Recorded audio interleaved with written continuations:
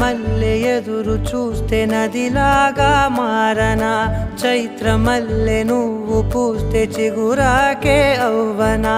నన్నే వరించే యువరాజును అంట నీ